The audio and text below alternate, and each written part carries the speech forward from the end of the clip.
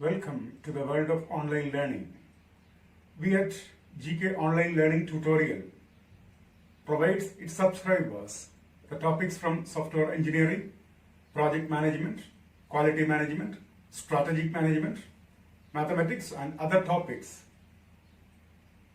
Today's topic is software requirement engineering. Please like, share and subscribe to our channel for continuous support. The next topic in conceptual model is event-driven process chain. The event-driven process chain or EPC is a conceptual modeling technique which is mainly used to systematically improve business process flows. Like most conceptual modeling techniques, the event-driven process chain consists of entities or elements and functions that allow relationships to be developed and processed. That means an entity and event-driven process chain is a type of flowchart for business process modeling. EPC can be used to configure enterprise resource planning execution and for business process improvement. It can be used to control an autonomous workflow instance in work sharing. See here an example for event-driven workflow. So starting from information flow, that connects a function and an information resource or system upon which the function consumes or produces or feed into form. Then comes systems, start event, XOR function, control flow, function, information resource, organizational unit assignment, and then end event. And another diagram, organizational unit assignment, then comes information flow, information source, then comes the XOR and control flow, then comes the process path. The next conceptual model is joint application development.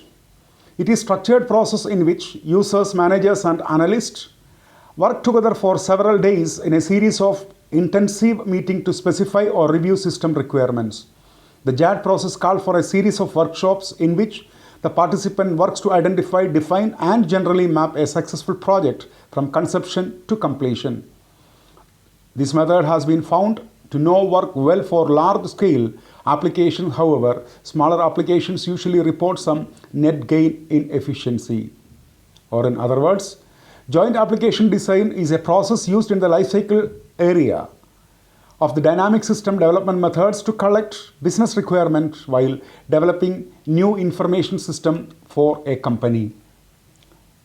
Then comes PLACE or PetriNet, also known as PetriNet. These conceptual modeling techniques allows a system to be constructed with the elements that can be described by direct mathematical means. So it is a directed bipartite graph in which the nodes represent transactions, that is, events that may occur represented by bars, and places, that is, conditions represented by circles. The directed arc describes which place are pre and or post conditions for which transactions signified by arrows. So here is an example for a PetriNet.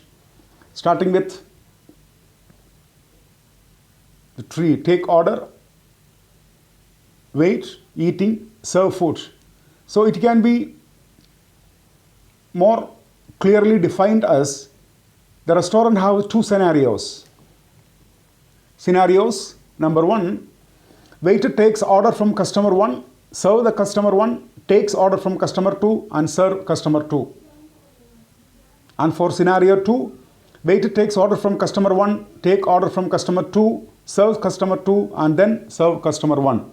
See here, that is been given over here, the scenario 1, the first scenario. Waiter is free, we have a customer 1, we have a customer 2, take the order, wait, serve the food and eat. And second scenario, scenario number 2, customer 2, take the order, wait, serve food and eat. Then comes state transaction modeling. State transaction modeling makes use of state transaction diagrams to describe the system behavior. These state transition diagrams or transition diagrams use distinct states to define system behavior and changes. Most current modeling tools contain some kinds of ability to represent state transition modeling. So here an example is been given: customer place collection order,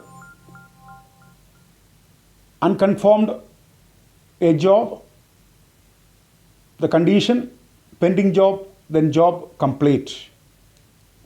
State transition modeling is an intuitive, flexible and transparent approach to computer-based decision analysis or analytic modeling.